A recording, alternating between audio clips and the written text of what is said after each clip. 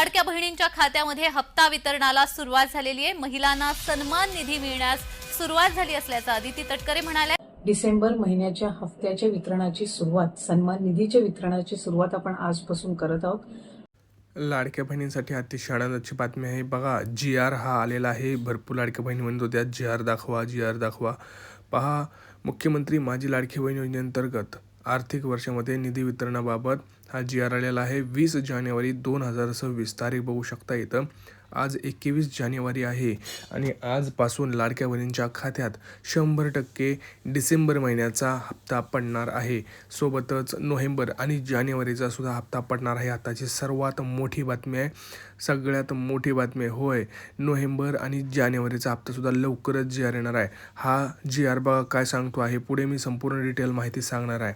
आपण आता चला 2 मिनिटात GR वाचूया। बघा, इथं जर तुम्ही जे व्हिडिओ थांबवलं तर काय लिहिलं आहे बघा, मुख्यमंत्री माझी लाडकी बहीण योजना यामधील पात्र महिला लाभार्थ्यांना माहे डिसेंबर 2025 या महिन्याचा आर्थिक लाभ अदा करण्यासाठी 393 कोटी इतका प्रशासकीय विभाग म्हणून सचिव महिला व बालविकास विभाग यांना निधी वितरण प्रणालीवर वितरित करण्यास सरकार मान्यता प्रदान करण्यात येत आहे। बघा, 393.35 कोटी रुपयांचा निधी पुन्हा एकदा डिसेंबर महिन्यासाठी मंजूर झालेला आहे। होय, अतिशय आनंदाची बातमी आहे। लाडक्या बहिणींनो, टेन्शन घेऊ नका। ज्यांना डिसेंबरचा हप्ता आला नव्हता त्यांना आता पैसे वाटप सुरू झालेलं आहे। आज सकाळी 10 वाजल्यापासून पुढे तुमच्या खात्यात पैसे यायला सुरुवात होणार आहेत। पटापटा कमेंट करा कोणाकोणाला डिसेंबरचा हप्ता आला नाही। ज्यांना डिसेंबरचा हप्ता आला नाही त्यांना डिसेंबरचा हप्ता हा आता इथं येणार आहे। पहा, पात्र लाभार्थी यादी आलेली आहे आणि विशेष म्हणजे EKYC बद्दल सुद्धा मोठी एक अपडेट पुढे मी तुम्हाला सांगणार आहे। पहा, झालं असं की राज्यभरात आपण जर बघितलं तर निवडणूक संपली, निकाल लागला, लाडक्या बहिणींनी महायुती सरकारनं पुन्हा एकदा भरघोस दिलं।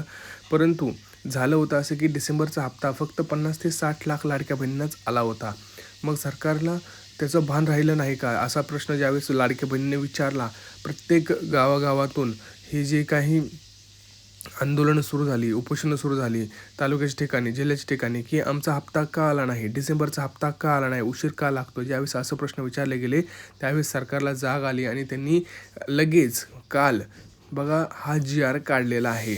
हा GR त्यांनी ह्याच्यासाठी काढला की माफी असावी, आमच्याकडून डिसेंबरचा हप्ता सगळ्यांना दिला नाही। त्यावेळेस ह्यांना कधी कळालं, ज्यावेळेस तुम्ही आवाज उठवला। म्हणून मी सांगत असतो, कमेंट सेक्शनमध्ये कमेंट करा, तुमची EKYC राहिली आहे का, EKYCची मुदत वाढवायची आहे का, नोव्हेंबरचा हप्ता आला आहे का, डिसेंबरचा हप्ता आला आहे का।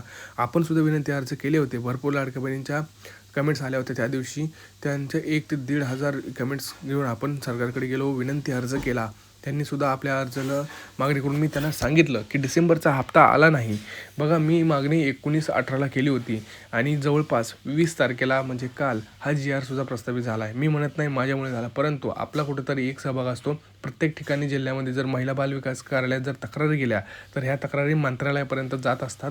त्यामुळं आपण आपला आवाज उठवणं हे कायम हे आपला हक्क आहे आणि आपण तो बजावला पाहिजे असं मला वाटतं। जसं मतदान आपला हक्क आहे तसं आपल्या मागण्यांसाठी आपण लढलं हे पाहिजेच, हे सगळ्यांना माहिती आहे। आता लक्षात घ्यायचं आहे की नोव्हेंबरचा हप्ता कुठल्या लाडक्या बहिणींना आला तर नोव्हेंबरचा हप्ता ज्यांना आला नाही त्यांनीसुद्धा टेन्शन घेऊ नका, त्यांनासुद्धा हळूहळू पैसे येतील। परंतु डिसेंबरचा हप्ता सरसकट सर्व लाडक्या बहिणींना येणार। ज्या लाडक्या बहिणींना नोव्हेंबरचा हप्ता आला होता अशा प्रत्येक लाडक्या बहिणींना डिसेंबरचा हप्ता हा 100% येणार आहे।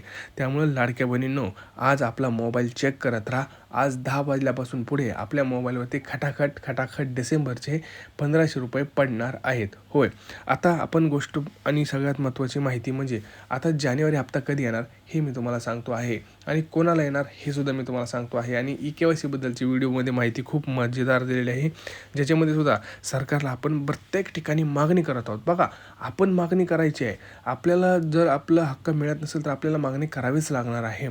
झालं होतं असं की नोव्हेंबरच्या हप्त्यामध्ये EKYCची काही अट लावली नव्हती, परंतु डिसेंबरला त्यांनी अट लावली।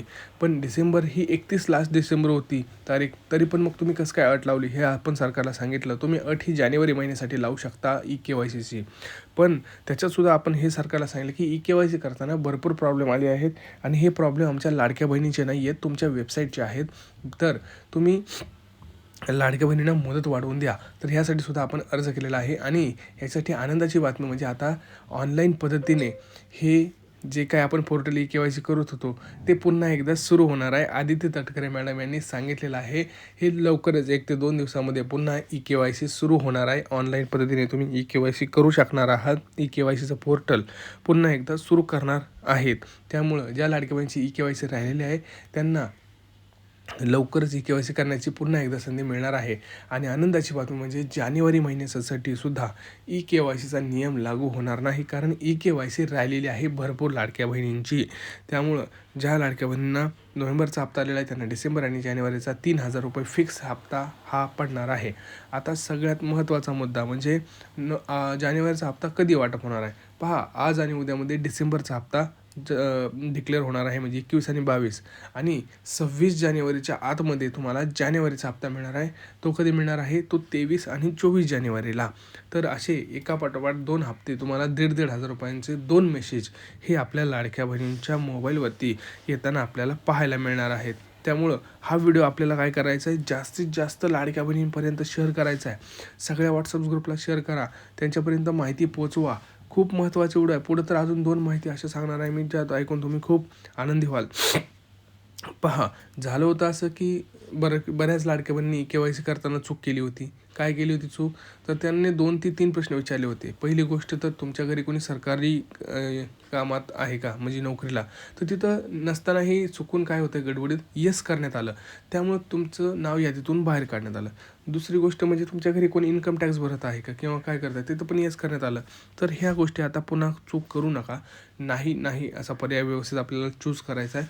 ज्यावेळेस KYC सुरू होईल मी तिथं तुम्हाला व्हिडिओसुद्धा सांगेल की कशी KYC सोप्या पद्धतीने करायची असते आणि बरोबर अगदी न चुकता कशी करायची असते त्याचासुद्धा व्हिडिओ मी टाकणार आहे. परंतु तुम्ही कमेंट्स केल्या तर, नाहीतर मला असं वाटत असेल तुमचं KYC झालेली आहे तर मग व्हिडिओ बनवून फायदा नाही. मला तुमच्या प्रश्नांवरती काम करायचं आहे. तुम्हाला जे प्रश्न येतात त्याची सॉल्व करायचं आहे. आणि एवढंच नाही तर वेगवेगळ्या योजना आता लाडक्या बहिणीसाठी सरकार आणत आहे. जसं की घरकुल योजना आहे, शौचालय योजना आहे, मोफत गॅस सिलेंडर योजना आहे, एवढंच नाही बिनव्याजी कर्ज योजना आहे. ह्याच्यामध्ये लाडक्या बहिणींना पैसे मिळत आहेत. तर ह्या योजनेचं सुद्धा मला तुम्हाला माहिती पोहोचवायची आहे. परंतु काय होतं आहे, दुसरा व्हिडिओ टाकला की कोणी बघतच नाही, फक्त लाडकी बहीण योजना. त्यामुळं तुम्हाला त्याची माहिती घेऊनही फायदा नाही, कारण 1-2 हजार लाडक्या बहिणी बघतात ज्यांना गरज असते. पण जर तुम्हाला ह्या सगळ्या योजनांवरती बाकीच्या योजनांवरती व्हिडिओ पाहिजे असतील तर कमीत कमी 1 ते 2 हजार कमेंट्स आल्या तर आपण त्याच्यावरती व्हिडिओ बनवू. अन्यथा लाडकी बहीण योजनेचीच मी तुमच्यापर्यंत माहिती पोचवत जाईल, जी की तुम्हाला मी दररोज पाठवत आहे. आणि माझ्या या छोट्याशा हेल्पमुळे बऱ्याच लाडक्या बहिणींना 1,500 रुपये मिळाले, त्याचं मला कुठंतरी समाधान आहे. आणि मी ह्यासाठी विनंतीसुद्धा सरकारकडे करत असतो कायम की हप्ते द्या, हप्त्याची मुदत वाढवा, KYCची मुदत वाढवा. ह्या लाडक्या बहिणींना हप्ता आला नाही, त्या लाडक्या बहिणींना हप्ता आला नाही. हे माझं काम आहे आणि हे मला चांगलं वाटतं, कारण कोणाला तरी आपण हेल्प करू शकतो आहे. हे हेल्प आपल्याला मनात कायम भावना आपण ठेवली पाहिजे. त्यामुळं हा व्हिडिओ तुम्ही जास्तीत जास्त शेअर करायचा आहे, चॅनलला सबस्क्राईब करायचं आहे, कमेंट सेक्शनमध्ये कमेंट करायच्या आहेत. कोणाला हप्ता आला आहे, कोणता जिल्हा आहे, कोणता तालुका आहे, KYC झाली आहे का, काय प्रॉब्लेम आहे का, सगळे तुम्हाला मला सांगायचं आहे. काही प्रश्न असतील तर नक्की विचारा. भेटूया पुढच्या व्हिडिओमध्ये मित्रांनो.